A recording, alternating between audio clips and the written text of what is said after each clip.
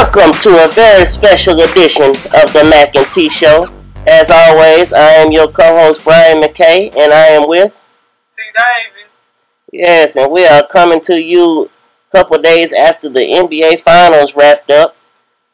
Tuesday night, Game 6, Golden State Warriors beat the Cleveland Cavaliers 105-97, winning their first NBA championship in over 40 years, since 1975. Yes. Andre Iguodala was the Finals MVP. He's the first Finals MVP ever to not start any regular season games for their team. Golden State wound up winning a total of 83 games on the year, becoming the third team in NBA history to do that. The other two teams being the 95-96 Bulls and the 96-97 Bulls. And a fun fact, there's one person associated with the Golden State Warriors that was a part of all three of those teams. That would be head coach Steve Kerr, who played for the Bulls on those two seasons. Yes, yes. Let's see, just kind of highlighting Cleveland. LeBron James finished the NBA Finals averaging 35.8 points a game, 13.3 rebounds, 8.8 assists. Played the entire Finals without Kevin Love, who obviously was hurt a couple series back in the Boston series. Kyrie Irving played the first game of the Finals and wound up being re-injured in overtime, and he set out the rest of the Finals. Let's see.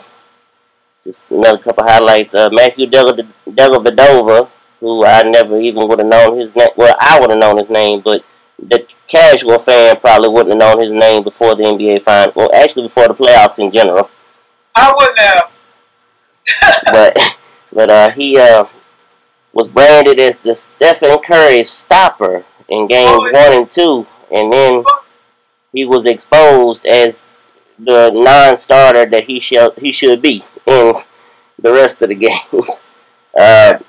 J.R. Smith continued to show you why he's about 2 years away from not being in the league. Right. Iman Shumpert is a great defender, not as great an offensive player, and you know. I ain't gonna go on him being no great defender because I thought he was a decent defender. You know, I ain't watching no New York games, so I was just going on a lot of what people were saying. You know, people that seem to have a decent basketball acumen. And so, I saw him do some stuff defensively. I was like, okay, he is not that good of a defender. Because Kerr, I mean, as long as he is, Kerr ain't but 6'3", he about 6'5", 6'6". I mean, Kerr went right by him like he wasn't out there. I was like, what the world? It didn't have nothing to do with his shoulder because you play basketball with your feet. And so, there you have it. All right, I'm back. Let me just rewind just for a second and point out the fact that you said acumen, which is a small word, but really big word for this early in the morning. Okay. And I just want to give a shout out to my brother and sister-in-law who I know will be watching this show, and I'm sure they picked up on you saying acumen. So they're having a good time right now at our expense. Let's see. Let's just jump back with Golden State.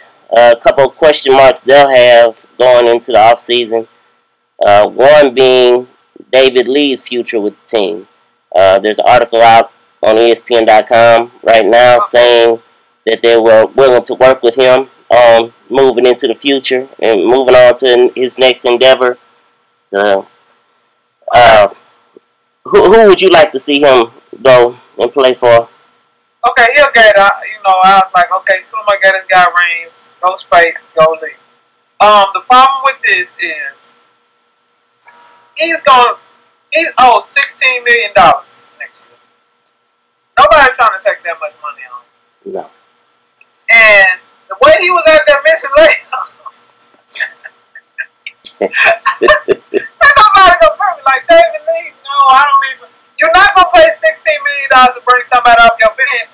And I mean, I really don't. Unfortunately, hard pressed. They're gonna have to get a bunch of teams involved in that trade. Right. Yes. Because of the contract, it's gonna take a multi-team deal. I know it's far fetched, and because there's just so many contracts involved already. I would love to see Oklahoma City find a way to get him so he can go right back and get with Sweet Billy D in Oklahoma City. Yeah, you know, now that you say that, Billy might. Oklahoma does need like a dirty word, get some cheap points kind of guy. But I mean, I don't know how good he is on defense. But then I guess you got Advocare for a shot blocker. Right. But still, like they gotta get ready to stack up they coins to try to keep the rank. Yeah. But this is a 1-year deal, so I guess that'll be fine. Because they need to go ahead and make their championship push next year, because otherwise, the window is closing as we speak. And I understand that next year, Durant and Westbrook will both be healthy. But it's just crazy to me. They just came out with the odds on winning the championship next year. And, I mean, Oklahoma City is right up there at the top with Golden State and Cleveland. They got a brand new coach who is not new to basketball, but brand new into the NBA. And then, you don't know what you're going to get from Durant or Westbrook coming back from their injuries. And we talk about all the time about Durant. We don't know that he'll ever be the same. Because the bad feet can be a problem. We see that kid in Philly, and they talking about him missing another year. Edmund, whatever his name. Embiid, Joel Embiid, yeah. Yeah, and so, it might be tough. But, I hope he can come back, because I want to see him play. I like watching him play, but anywho. Oh, the Clippers got a new logo, too. I saw that this morning. They got the, on ESPN.com, another article about the Clippers changing up their logo. Well, it's ugly, so whatever. Laker fan. And as you know, I'm not a graphic designer, and that's what we look like. The basketball sitting on top of the Clippers, where you can see that it's LAC, but if you're not paying attention, you're going to be like, okay, that's the LA, but not notice that C around that. Yeah, right. I'm just saying. Oh, y'all look it up. Yeah, ESPN.com for the article and the pictures. Oh, that's right. Jumping over to Cleveland, a couple of question marks they'll have. What are they going to do with Kevin Love? Will they bring him back? Are they going to overpay to keep Tristan Thompson? And what about the head coach even? I mean, it's crazy to say this, but... No, it ain't. Go ahead and say it. What about David Blatt? I mean, what's his future? Because I said he's liable to get fired. Because he didn't make good decisions in this... They could have won with LeBron, honestly. At some point, LeBron should have been guarding Curry. That was really if they could have stopped Curry, even if it was just for the fourth quarter, because you can't have him guarding in the whole game. But a lot of times, it's like the game that they lost when Curry went off in the fourth quarter. If he had been guarding him, they possibly could have snuck a win in there. Did he foul Iguodala? Like everybody that was saying, I mean, I know he watched TV, but maybe not. He should have been watching, because Iguodala shooting 2 for 11. You got to try something. Like, you about to lose the game. You ain't trying no tricks. Come on, man. I personally believe David Blatt is going to be fine, because I think LeBron likes... the best player in the world. Well, right. We about to get on that. Anyway, but LeBron likes having that control, and he's able to, quote unquote, push around David Blatt, basically. Okay. With that being said, that was my next statement to my buddy Larry. Shout out Larry. Look, I said, I remember, I think it was 2010 when we won.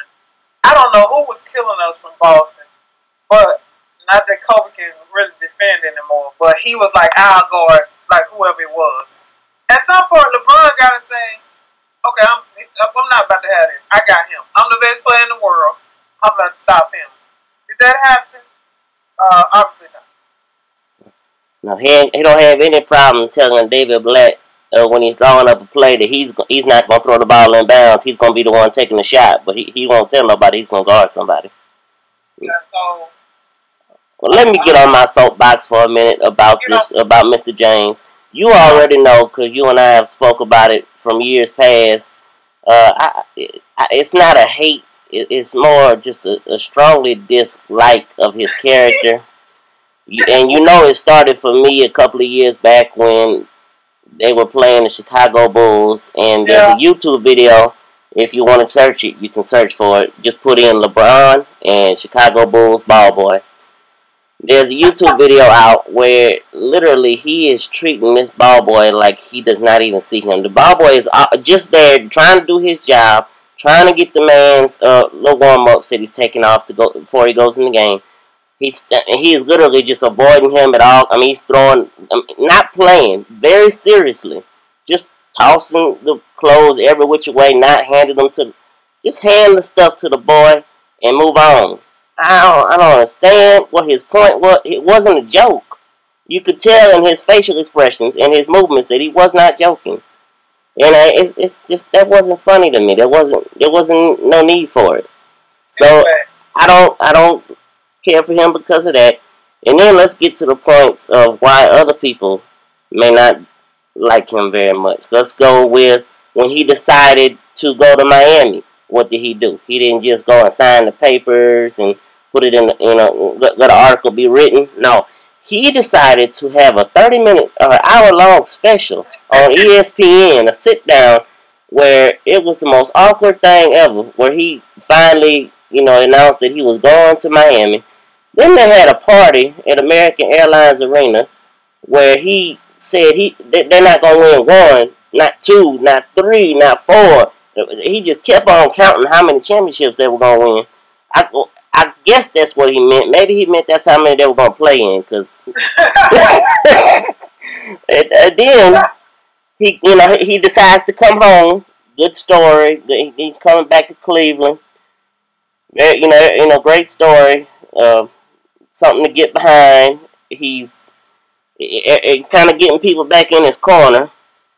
And then I know he said something else before this that drove me nuts. Oh, no. Right before he came back to Cleveland, last year in Miami, he put himself on the Mount Rushmore of basketball. He was up there on the Mount Rushmore with Michael, and Yeah. So he did that. Then here this past week, right before Game 6, he was or right after Game 5, actually, when they lost in Game 5. A reporter asked him a question about, basically alluding to the fact that he has, so many obstacles with the injuries and the people not there. Well, will that play a factor in how he feels about after the series is over if they lose? Well, blah, blah, blah. And LeBron's he was real, just a matter of factly with his answer and said that he disagreed with that because he's the best player in the world. And it's that simple. You gotta put that on the back. Yeah, it's that simple. That was his last part of that statement. Yeah, he's the best player in the world, and it's that simple. And we saw what happened to the best player in the world, and it being that simple. Y'all, whatever. I don't know. I've never not liked the guy. Then you showed me that shirt thing, and I'm like, the kid standing directly in front of him. It ain't like he can say he didn't see him. He just do the stuff. I was like, oh my God, like how rude can you be? So then, I didn't care about him either way. Then it's I'm the best player in the world. Like Kobe probably think that, but I'm pretty sure I've never heard him say that. You've never heard him say that, and have you ever heard? You've never heard Michael Jordan say it. But everybody in the world will say it for him. And that's what LeBron needs to learn. He needs to learn, let everybody else talk for him. Because his mouth makes him very, very hard to like and get behind. I don't know. I think maybe he's drinking his own juice, as my buddy Larry would say, shout out. Right. He's drinking it because I saw him in an interview and he didn't want to answer the people's question. I was like, they're going to ask these things. Why are you acting like you disturbed by it and they getting on your last nerve? They're gonna ask you about this. Like, anybody that's played, you've been in interviews, too many interviews not to know what to expect. If you don't want to answer the question, just take the Dr. Marshawn Lynch approach. I'm just here so I don't get fired. PhD. Yeah. PhD in interview skills. I'm just here so I don't get fined. And that's all. Next question. Something. Don't be. Anyway, the playoffs. I'm disturbed a little bit because people like the people on First Take, Stephen A. Smith and the guy Skip Bayless, yeah. kept trying to devalue their championship. Oh, when they beat Memphis, the point guard had a hurt eye socket. Oh, they should have been playing OKC, and they probably wouldn't have been able to stop Westbrook. No, they wouldn't have beat the Clippers if the Rockets had lost to the Clippers. Lost to Houston, and that would have been a better matchup. But guess what? They played who they had to play. He beat the second runner-up in the MVP, who was Harden. He beat the third runner-up, who was LeBron. And what else y'all want him to do? He can't go out there and be a doctor and make sure other people on other teams don't get hurt so you can feel better about their championship. Like, don't try to, if it was anybody, we would do this. No, if it was Memphis or somebody, y'all would be like, oh, Memphis had a great run. I can't believe they made it. I don't really know what the deal is. Don't discredit this championship from them because they didn't beat, people got hurt. That's what happened in the playoffs. Yeah. We talked about this earlier. Barring injury, Cleveland would have won it. If Kyrie hadn't been hurt, forget Love, they would have won. And who's to say, speaking of injury, who's to say if Durant and Westbrook stay healthy all year long, where would OKC be? I mean, they'd be right there in the middle of it, too. Right, so this, I didn't like it. And I was like, y'all supposed to be professionals and don't try to say, oh, y'all would say this if it was anybody. Because, again, if it had been somebody like Memphis or even the Wizards some kind of way had pulled it off, and because I really think that the Wizards would have gave Cleveland a run for their money if Wall hadn't hurt his arm, wrist, whatever happened. That would have been fun to watch. But, yeah, but not a lot of people would have watched it. I mean, they had an article out I read earlier that this finals was the most watched finals since Michael's last one in 96-97. Well, I'm talking about the Eastern Conference. Oh, I know. Yeah, because Atlanta was bored. That wasn't even fun. I think it would have been better to watch Cleveland and the I'm about to say the Bullets. Yeah, because Paul Pierce would have made that series fun. Paul Pierce would have made it fun. You would have had Wall going against Irving. Then you had Bill out there. It would have been fun. And then I like Gortat. Him and Tristan Thompson would have been able to go bang around. It would have been fun to watch. But yeah, him and Nene. That would have been a nice little combination against Tristan Thompson and Mozgov, and even Love if Love was healthy. And if Phils was Phils, we all be drunk. So, oh goodness. Kevin Love. Kevin Love. So if I was Cleveland, if he want to come back, I'll be like, okay. If he didn't, I'll be like, okay. Why? Because I continually tell people, I try to, enlighten people when I can, when they're willing to learn. All they need is Kyrie, LeBron, and a shooter. They need to go find somebody that can flat out Jesus Shuttlesworth shoot. Yes, please call him now. Get him out of retirement next year. Yeah, if y'all can just get somebody when they get that corner shot and they gonna knock it down 6 out of 10 times, or even 5 out of 10. Like, they just need to flat out, all I can do is shoot. Yeah. Because even in this series, if LeBron had somebody that could knock down a jumper, they would have been fine. Yeah, I mean, he didn't have that at all. Like I said, J.R. Smith, he's floating around on this little hovercraft that he comes flying in the games on. And Amon Shumpert, we know he's not an offensive player, so... Right. They need a guard that when LeBron penetrates and make the defense collapse, that they can make them pay. And they don't have that. And so, Love is he can shoot the three, but again, Love don't seem to fit in with this group.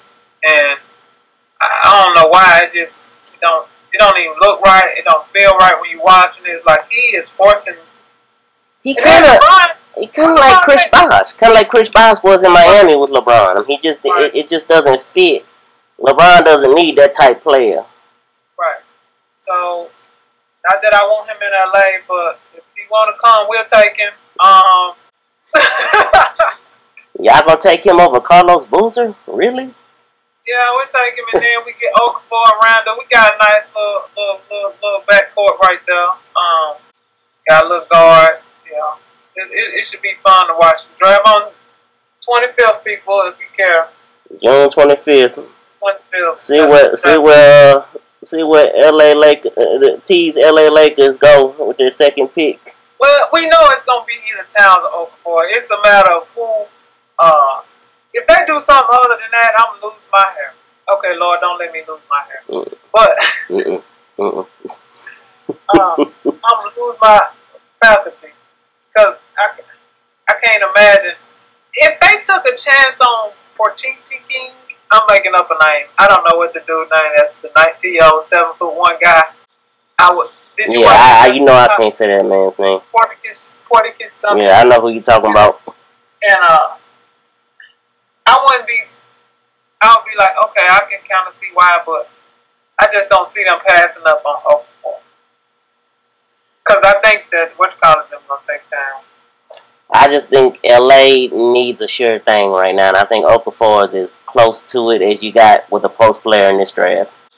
Then there's that. Let's see. But we look forward to talking to everybody and having fun this football season, because I just feel like it's gonna be a fun football season. Oh, I can't wait for college football. I can't, because I don't want my summer to be over that fast, but it's gonna be fun. Right. Yeah, the college football season is going to be something special. Don't know how. I think it's just the unknown with your Gators. You don't know how they're going to be. Yeah, that's going to be fun. New coach, new system. And then you got Ole Miss, like somebody picked like the top SEC players at each position. Ole Miss had like 4 or 5 of them. If Treadwell could come back any kind of the way he was, that's going to be nice. Yeah, and then tight end coming back. I don't know how this quarterback gonna turn out, but can't be no worse than both. Yeah, Evan Ingram, tight end. I just read an article where he was, projected one of the top tight ends in next year's draft. So so if you can just keep the quarterback from turning the ball over, that'll bode well for the season. As far as the NFL, we're not even gonna talk about it because.